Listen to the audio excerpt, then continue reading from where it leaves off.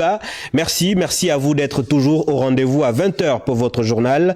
Quelle place pour les langues maternelles gabonaises dans la restauration des institutions? Daniel Bouka ouvre ce journal.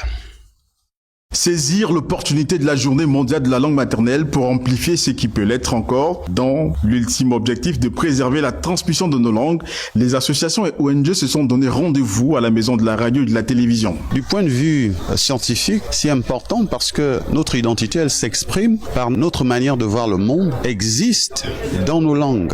Et c'est à partir de ça que nous avons une affirmation différente de celle des autres. Pourquoi les organismes locaux s'approprient cela?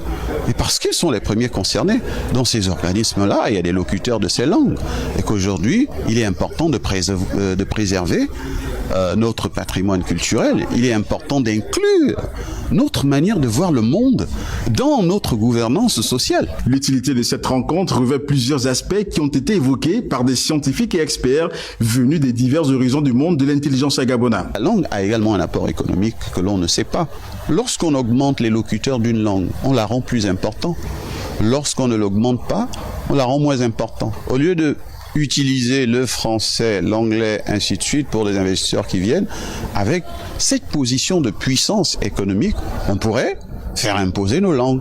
À partir de cela, sur le plan national, même ceux qui ne sont pas des premiers locuteurs de la langue deviendraient des locuteurs par opportunité économique. En définitive, l'appropriation de cet événement par ces associations et ONG replace au cœur du débat la nécessité de préserver la langue maternelle au profit des outils permettant à participer efficacement